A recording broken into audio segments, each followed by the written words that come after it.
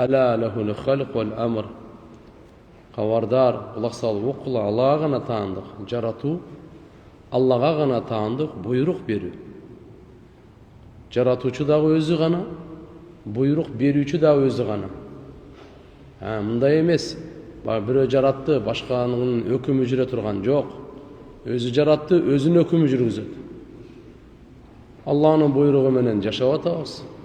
Алланың бұйрығы менен кетебіз. Бұның барды көз илмемче.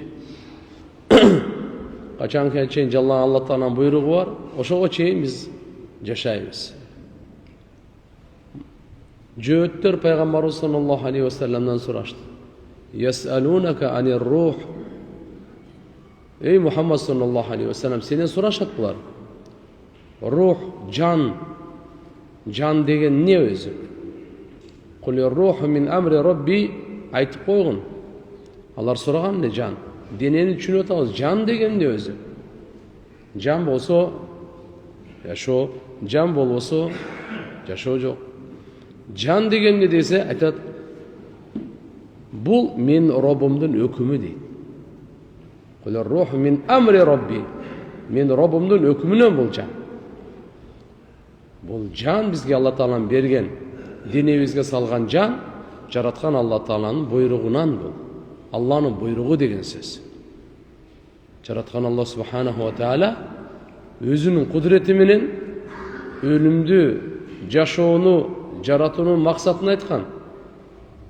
Sınoo üçün her biriңерди sınaymiz. Sınoo iki türlü болады. Жақшылық менен, жамандық менен. وَنَبْلُوكُمْ بِالشَّرِّ وَالْخَيْرِ فِتْنَةً. Екі жақ менен. Хайр, шар. Екі жақ менен сынайым. Адам баласы дүниеге келді, сөзсіз сыналады. Ошон үчүн кайсы нерседен сыналат? Амалдан сыналат. Мейлі ал жүрөктүн амалы болсун, мейлі дене мүчөнүн амалы болсун. Жүрөктүн амалы иман менен, кофор, тавхид менен, ширк, кибир менен, текеберлик менен, жөнөкөйлүк, жана башка бардыгын жүрөктүн сынасы. Жүрөгүбүздү Алла Таалам сынайт. Кимдин жүрөгүндө ниети кандай? Кимдин жүрөгүндө каалоосу кандай? Бул Алла Субханаху ва Таала сан. Дененин мүчөсү бардык мүчө жараткан Алла Субханаху ва Таала сынайт. Ошон үчүн кандай жүрөк болуш керек? Кандай дене мүчөлөрү болуш керек? Ушулар оңолуш үчүн пайгамбарларды жиберген. Акыркы пайгамбар Мухаммад алейхиссалам келип ушуну айтты. Sen tiyakta oңдоп атасың, биякта оңдоп атасың, токто, биринчи өзүңдү оңдо. Сен өзүңдү оңдо. Себеп ушул дене, ушул барат бейишке, ушул барат тозокко. Ал курган нерсең, жасаган нерсең, тиккен нерсең барбайт. Бара турган ушу мынакей адам өзү. Ошон үчүн пайгамбар саллаллаху алейхи ва саллям айтты: "Ала инна фил жасади ла мудга." Көңүл буруп уккула. Денеде bir муштумда эт бар. Ида салухат салухан жасаду куллу. Ал эт оңолсо, баардык дене мүчөлөрү оңолот. Ва ида фасадат фасада жасаду куллу. Эгерде ошол дене мүчө ошол бузулса, ошо bir муштумда эт дененин баардыгы бузулат анда. Ала ва хиял калб, кабардар, ал жүрөк dedi. Эч бир көкүрөккө Алла Таалам эки жүрөк жараткан эмес. Bir жүрөк жараткан. Allah Subhanahu wa Taala demek uşuğa sizlerge bizlerge hüküm berip atat. Buyruq berip atat. Жүрөгүңөргө көзөмөлдөп тургула, көзөмөлдөп жашагыла. Мунафыктык кирип кеткен жокпу? Шүгүрсүздүк, кофурлук кирип кеткен жокпу? Жүрөктө адам баласы дайыма өзүнүн жүрөгүн байкап жүрүш керек. Текеберлик келген жокпу? Көрө албастык, арам ой, кексактоо, кара ниет амда келген жокпу? Жүрөктөр жараткан Алла Тааланын колунда. Бирок ошол жерден башталат. Жүрөктүн оңолуусуна карап дене оңолот. Дене оңолуусуна карап жашоо оңолот.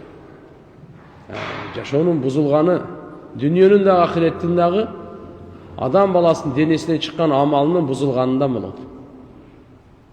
Адам баласынын денеси эмне үчүн бузулду? Эмне үчүн мунун колу кан төккөнгө барды? Эмне үчүн путу ошол жакка басып барды? Эмне үчүн тили, жаш бардык денеси. Жүрөк бузулган, мунун жүрөгү бузулган. Адам өлтүрүп атат, жүрөк бузулган. Алдап атат, жүрөк бузулган. Арак ичип атат, мунун жүрөгү бузулган. Кумар ойноп атат, мунун жүрөгү бузулган. Зынага барып атат, жүрөгү бузулган. Бирөөнү уруп атат, жүрөгү бузулган. Ушактап атат, жүрөгү бузулган. Эрдеги жүрөк оңолгондо, бул андай бузулукка барбайт деп. Ошон үчүн иншалла Кур'ани Карим жүрөктөргө шифа үчүн, жүрөктөрдү оңдош үчүн, нурлаш үчүн келген китеп. Китеп Кур'ан жүрөктөрдү нурлаш үчүн келди.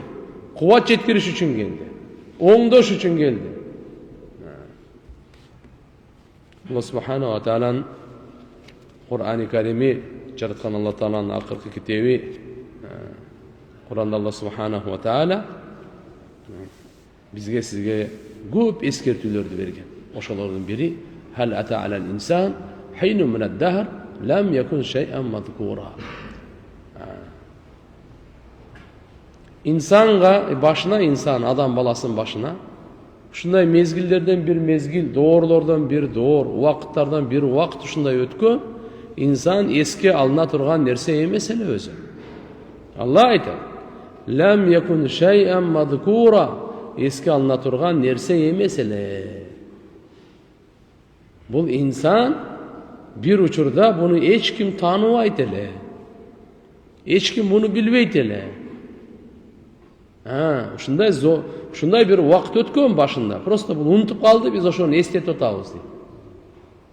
Унутуп калган сабагыңы эстетип атат. Ар бирибиздин башыбызда мейли сиз 80ге чыгыңыз, 50-60га, 40га чыгыңыз, айырмасы жок. 20-30га. Бирок башыңа ушундай вакыт өткөн. Аны оңой эле эстесе болот. Ар бир адам өзүнүн туулган күнүн билет. Туулган күнүнөн 1 жыл аркага барса, өзү дүйнөдө жок эле болуп калат. Сени бул жакта эч ким жок, сени эч ким тааныбайт, азыр го эми элдин баары таанып. Алла Таала тааныптыр.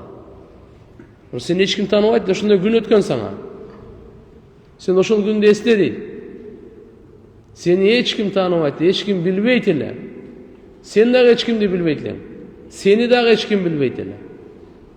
Sen özüңдү деле билбейт элең, ата, энеңди деле билбейт элең, эч кимди билбейт элең сен. Жараткан Алла Субхана ва Таала.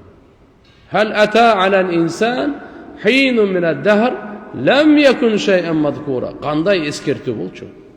Аллаху акбар. Өтө терең эскертүү. Ойлонуп тура турган маселе. Inna khalaqnal insana min nutfatin amshaj. Biz insandan жаратканбыз. Бұл жоқ болчу. Эмнеден? Аралашма судан.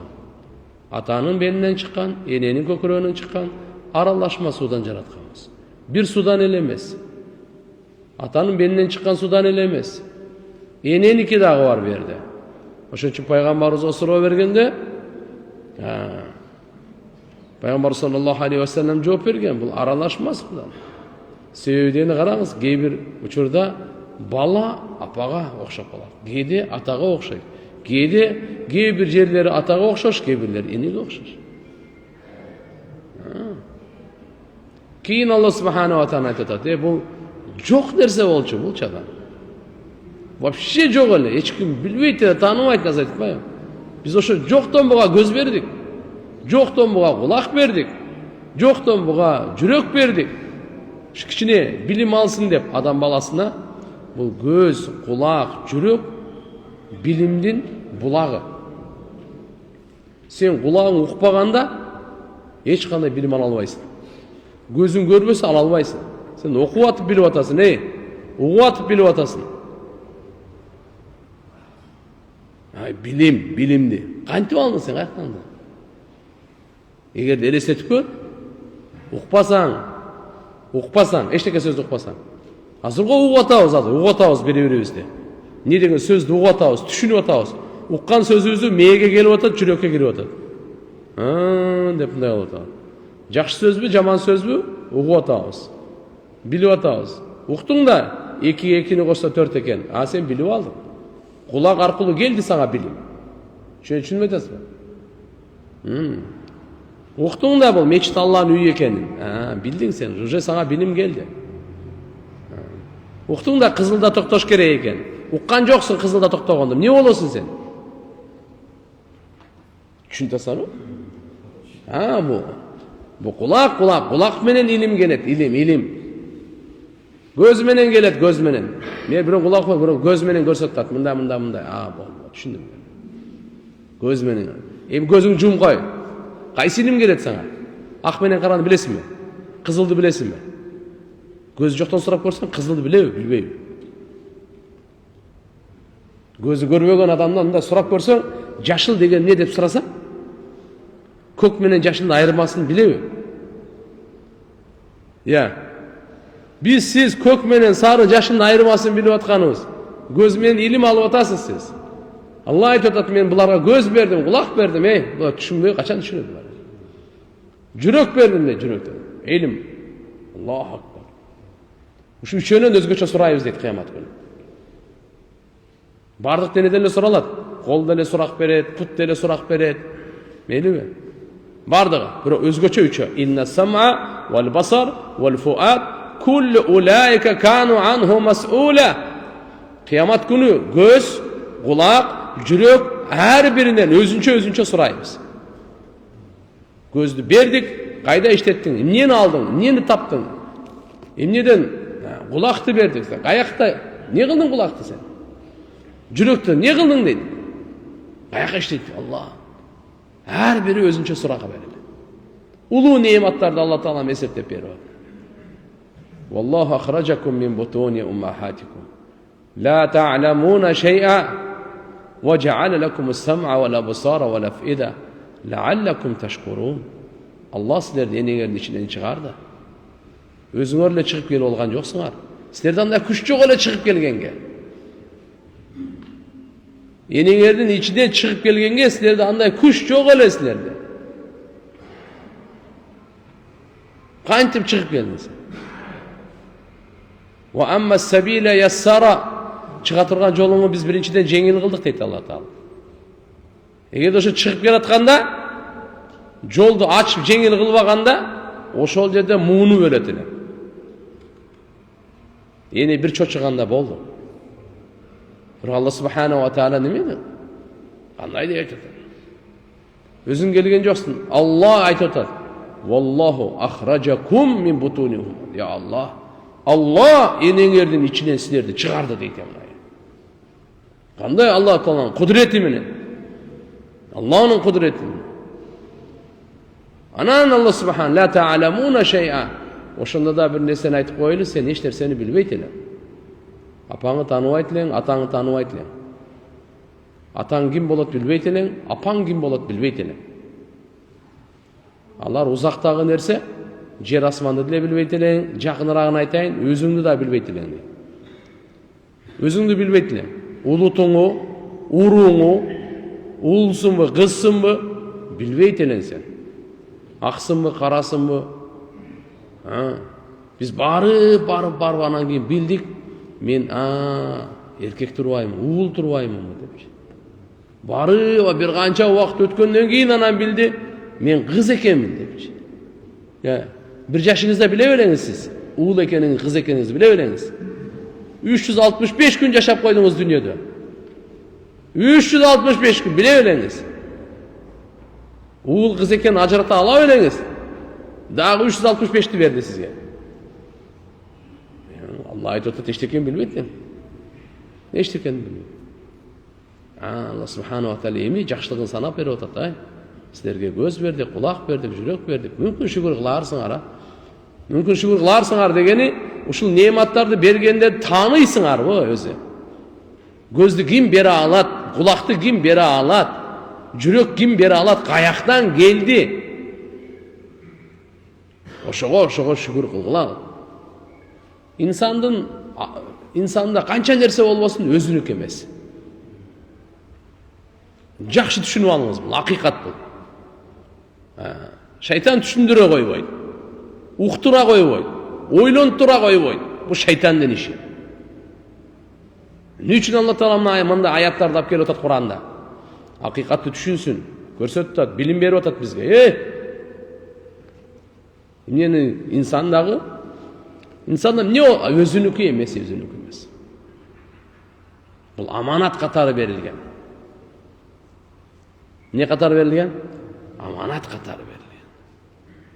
Берүүчү Аллах, ээси Аллах, аманат катары. Бизде пока кичине туруп турсун, кайра алабыз деген сөз. Аманат ушул. Мен бердимби? Bir күнгө бердим, bir айга бердим, bir жылга бердим. Аманат кандай? Мен кудум ушундай алышым керек кайра. Таза көз бердимби? Таза алышым керек.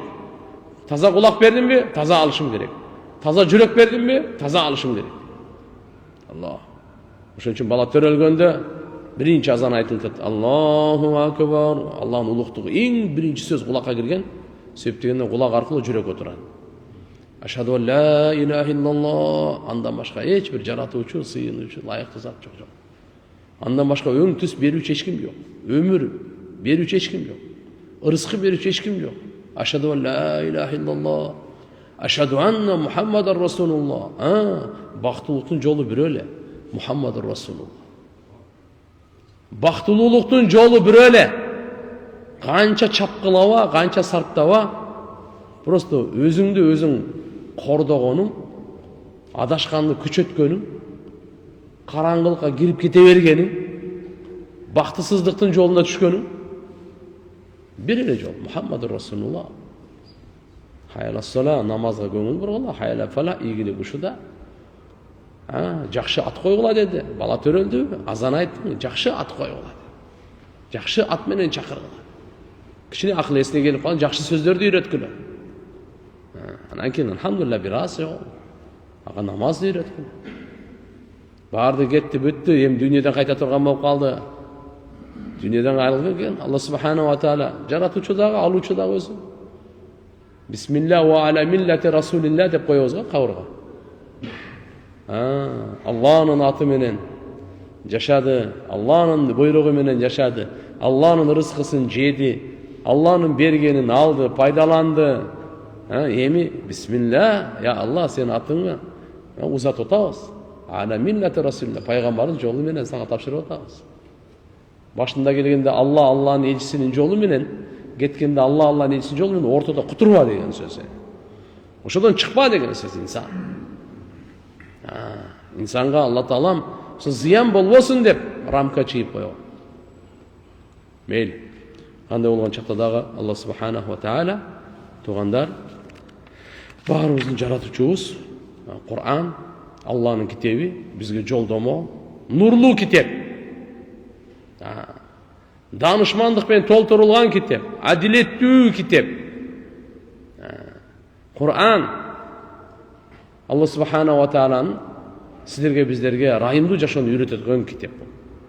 Жүрөктөргө шыпа, өкмөткө шыпа, содага шыпа, дыйканчылыкка шыпа, үй бүлөгө шыпа, баарына шыпа Кур'ан.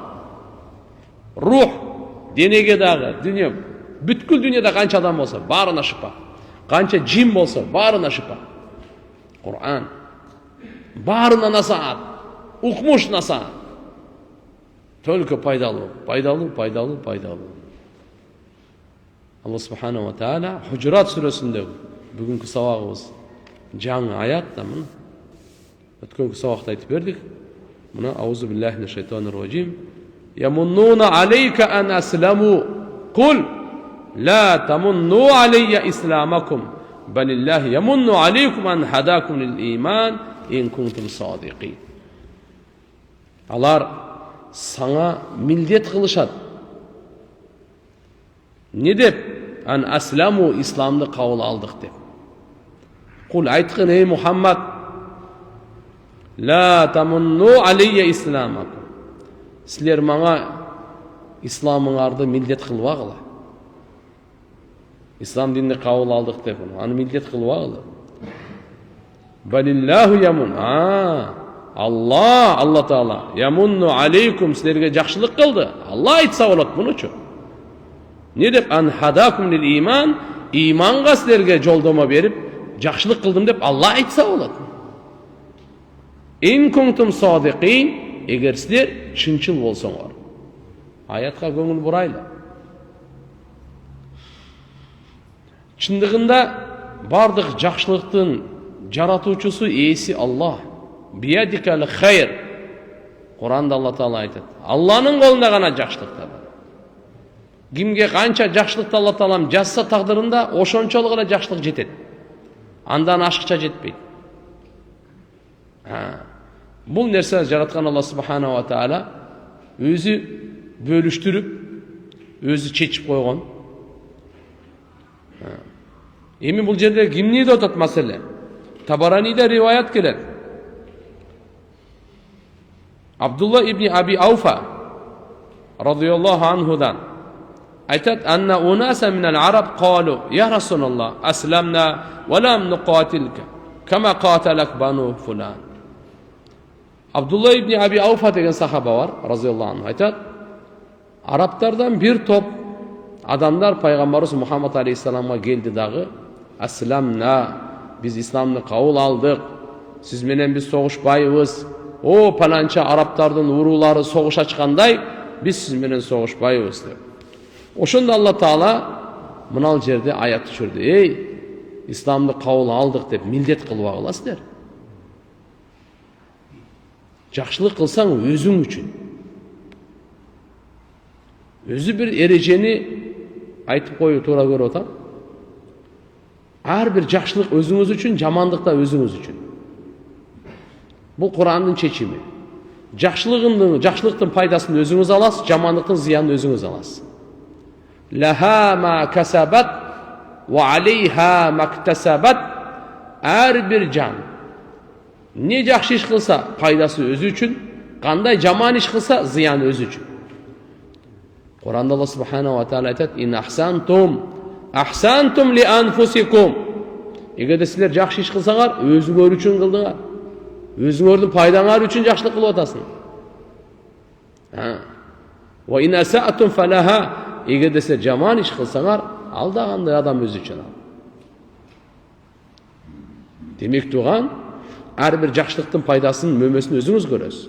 Ошондан улам, алымдар айтышат: шүгүрдүн пайдасы өзүңө кайтат, шүгүрсүздүктүн зыяны өзүңө кайтат, башка бирөөгө эмес. Шүгүрдүн пайдасы да кимге экен? Өзүңө кайтат. Шүгүрсүздүктүн зыяны өзүңө кайтат, башка бирөөгө эмес. Алла Субхана ва Таала ушундай жараткан инсанды, инсанга пайгамбарларды жиберип, акыркы пайгамбар Мухаммад алейхиссаламды жиберип, ачык айкын баяндап кой деди. Аллаху акбар хадисте келет. Пайгамбар саллаллаху алейхи ва саллям бейишке жакындата турган бир нерсени да таштабастан баян кылган бардыгы.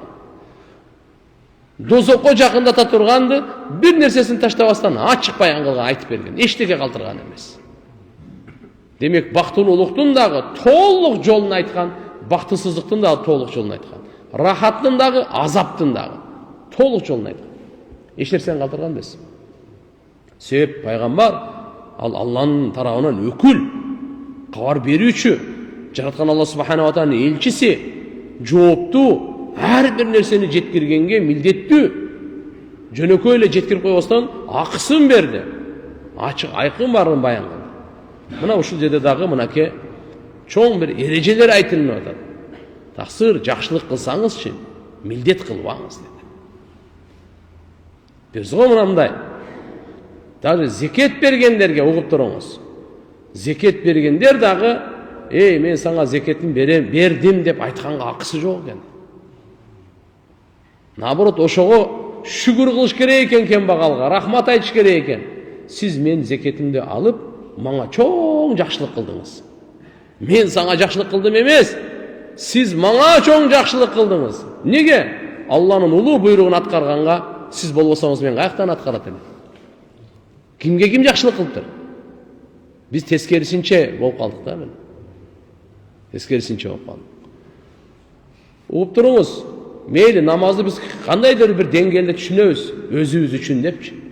Бирок бирөөгө кайрымдуулук, жардамдычы, зекет берели, үшүр берели, садака берели, кандай болбосун? Биз дайыма ушундай мээде, ушундай түшүнүктөбүз. Мен буларга жардам берип атам, булардын кажетин бүтүрүп атам. Өзүңдүкүчү. Курандын айтуусуна караганда сеники туура эмес. Курандын айтуусунда караганда Буларга пайда берип атам, буларга кыйын ушуну туура эмес го. Хуз мин амвалихим садака тутаххиру. Алла субханаху ва тааля айтат, алардын мал мүлкүнөн садака, зекетин ал. Тутаххирухум дегени аларды тазалай турган. Мындайча айтканда, ким зекет берсе, өзү тазаланат биринчи. Өзүнүн пайдасын көрөт ал. Зекет берген киши некен? Өзү көрөт пайда. Ал кандай өзү пайда көрөт дегени? Өзүнүн жан дүйнөсү да тазаланат, каны дагы тазаланат, малы дагы тазаланат. Биринчи. Андан кийин анан экинчи ага пайда аят. Бирок сен биринчи өзүң тазаланып атасың. Зекеттин максаты тазалануу. Бечаранын кажетін бүтүрүү экинчи орунда. Көмүскө да ал. Бирок негизги максаты зекет бере турган байлар максат эмне десе тазалануу. Зекетиңди берип тазаланып ал деген сөз. Зекетти берип не кылып? Зекетиңди берип тазаланып ал. Өзүңдү дагы, мал мүлкүңдү дагы. Тазалап ал. Ошон үчүн Айша энебиз айткан го, адам баласы радиаллаху анха качан зекет берип кайрымдуулук кылса, биринчи ошол берип аткан кайрымдуулугуңуз Аллага барат экен, андан кийин тиги кембагалдын колуна тиет экен. Жараткан Алланын кудретине, Алланын кудрет колуна тиеп, андан кийин бечарага барат дейт. Ошон үчүн Айша энебиз да бирөө дирхам бергенде, аябай атыр менен, миск менен сүйкөп, анан берчү экен. Эмне үчүн? Жараткан Алланын колуна тиет, анан ага тиет депчи. Ошон үчүн иншалла туугандар, бул жерде милдет кылуу маселеси. Милдет кылуу маселеси. Алар келди Пайгамбар саллаллаху алейхи ва салламга. Ислам динин Пайгамбарыбызга ушундай деп айтып атышат, милдет кыл, биз исламды кабыл алдык деп. Алла субханаху ва тааля Пайгамбарыбызга буйрук берди. Бул дегени мурунку аяттарда дагы айттык эле. Қалатил арабу аманна, ал жерде иман келтирди деп өттүк беле? Келтирди деп өттүк беле? Айтты Пайгамбарыбыз саллаллаху алейхи ва саллям, Алла таалам айтып кой. Кул лам ту'мину, иман келтирген жоксуңар силер. Валакин кулу асламна. Силер не деп айткыла? Биз моюнсундук. Согушпайбыз. Моюнсундук деп эле айткыла. Исламдын сырткы мааниси моюнсунуу. Баш ийүү. Ушундай деп айткыла. Валамма ядхул иман фи кулубикум. Силердин жүрөгүңөргө иман кире элек деген аятты өттү.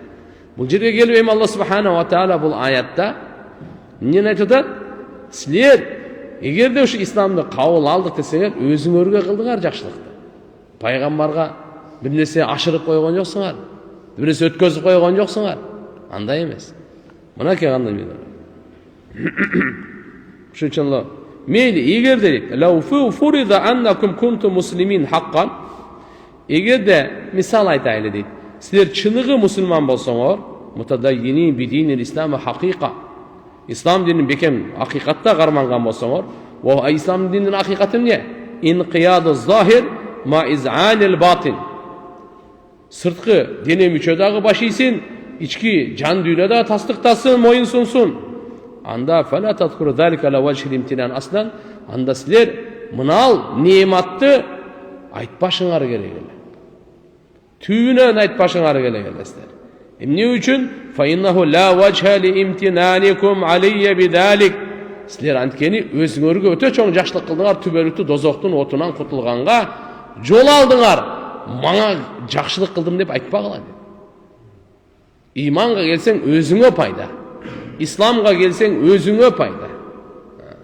Анан келип алып мен исламга мындай кылып бердим. Ошон үчүн Хазрет Умар разияллаху орунда анча-мынча адамдар айтканда, "Эй Умар, охо, исламды гүлдөттүң го, гүлдөттүң." Айткан андай дебегиле. Ислам мени гүлдөттү деди.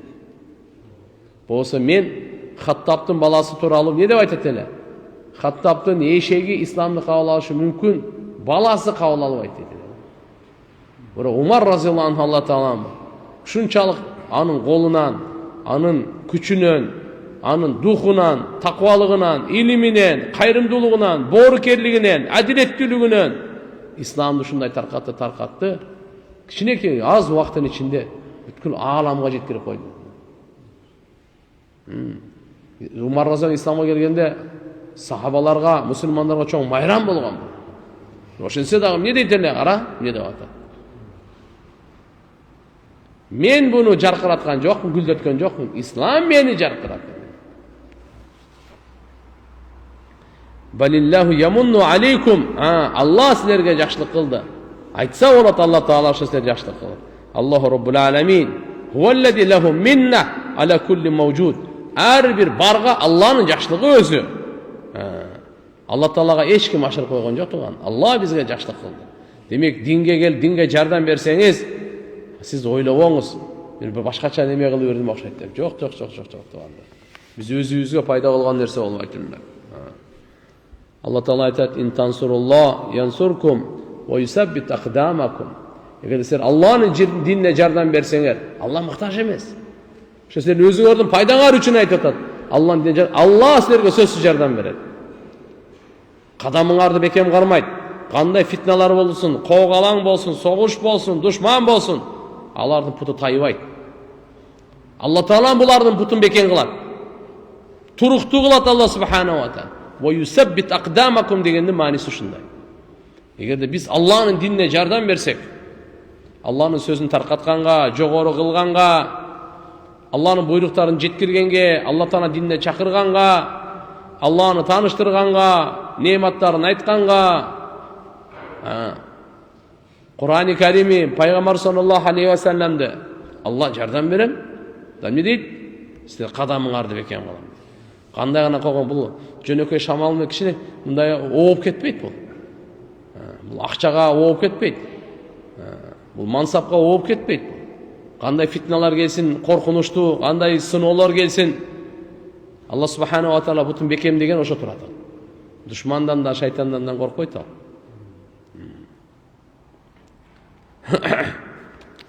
Бул Алла субханаху ва таала Кур'анда айтып аткан.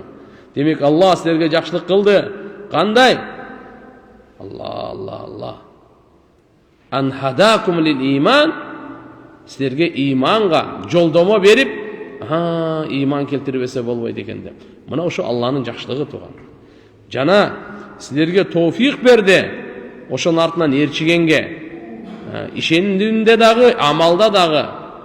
Ин кунтум садиqin fi iddiaikum zalika al-islam al-haqiqi al-kamil. Ошо чыныгы исламды эгер силер доо кылсаңар, эгер силер чынчыл болсоңор ушу сөзүңөрдө. Алла субханаху ва таала айтат тугандар, Алла Тааланын жакшылыктары, ороолору, берүүлөрү, белектеринин эң улуусу не'матул иман, иман не'маты экен да. Бир коюңуз ушу. Эң улуу не'мат иман не'маты болот. Кимге Алла Таалам иманга хидаят берген болса, мынаны аз айткандай. Ан хадакум лил иман. Ан хадакум лил иман. Алла айтат. Балиллахи ямунну алейкум ан хадакум лил иман.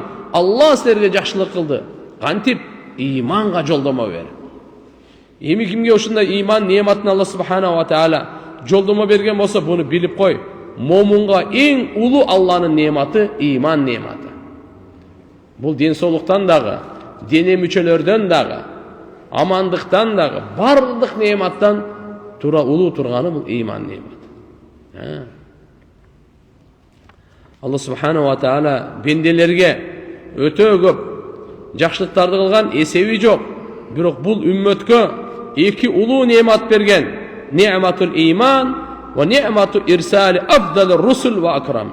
Аллаху таала жана буларга пайгамбарлардын эң абзели, Алланын алдында эң сыйлуусу Мухаммад саллаллаху алейхи ва салламды жиберүү. Бул эки не'мат да. Бул үммөткө Алла Таалам эки улуу не'маты менен, не'маттар өтө көп, жакшылыктары өтө көп, эсеби жок. Бирок иман не'маты менен пайгамбар Мухаммад алейхиссаламды элчи кылып жибергени мындан өткөн улуу не'мат жок да. Пайгамбар саллаллаху алейхи ва саллам ошон үчүн бул үммөттү эмне үчүн ушунчалык улуу шарапаттуулук, улуу иззат, улуу сый урматты Алла Таалам бергени Мухаммад саллаллаху алейхи ва саллам аркылуу. Пайгамбардын себебинен бул үммөт эң мыкты үммөт болуп калды, өзүнөн өзү эмес, Пайгамбар Muhammed aleyhisselam'ın ümmeti olğonu sebebine. Peygamberimizin şarafatından bu ümmet şarafatlı oldu. Peygamberimizin urmatından bu ümmet urmatlı oldu. Peygamberimizin sıyından bu ümmet kıyamet günü sıyga iyi olur inşallah. Demek Peygamberimiz sallallahu aleyhi ve sellem'den berekesinden bu ümmet bütkül ümmetlerden en mıhtı oldu. Elbette bu nimetті айтпаса болбойт. Буга şükür kılınmasa болбойт. Bu айтылыш керек. Буга elhamdülillah şükür kılış керек. Peygamber sallallahu aleyhi ve sellem'in hutbasında var o de. Peygamber sallallahu aleyhi ve sellem şu nimetті, ulu çoğ nimetті özü aytkan. Sahih Bukhari'de, Müslim'de, Musnad'larda gelet. Peygamber sallallahu aleyhi ve sellem hutbasında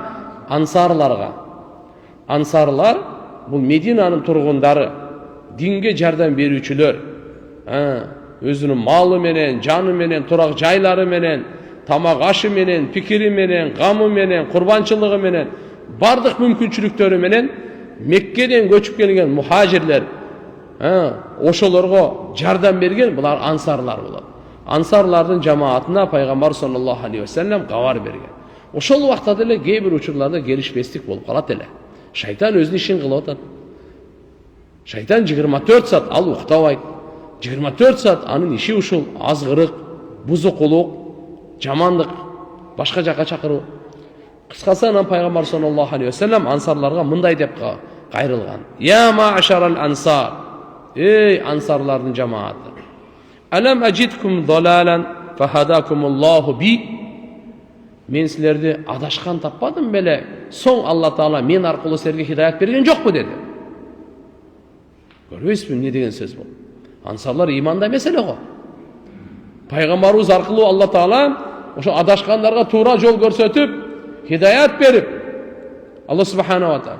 Andan ne dedi? Ve kuntum mutafarriqin fa'allafakumullahu bi. Aytıtat Peygamber sallallahu aleyhi ve sellem. Sizler bölünüp jarılıp başыңар birikpeyt de ıntımağыңар жоқ эле. Allah sizlerdi жүрөгүңөрдү bir kıldı men arqылуу. Sizlerdi ынтымак kıldı. Şunday kılgan жокпу dedi. Wa kuntum alatan yani fuqara fa agnakumullahu bi. Sizler kembagal elеңер го. Men arqылуу Allah Taala sizlerdi бай кылбадыбы dedi. Peygamber sallallahu aleyhi ve sellem mынал жердеги ушуларга ар бир суроо берип атканда ансарлардын жамаатына. Алар осы не деп жооп берди? Qalu Allahu ve Rasuluhu aman. Allah'ın elçisi жақшылыққа ие ушулар. Акылуураак, жақшылыкка акылуураак ооба деп жооп беришти да ар биринечи. Пайгамбар саллаллаху алейхи ва саллям аларга айтты, адашкан эмес белеңер, мен аркылуу Алла хидayat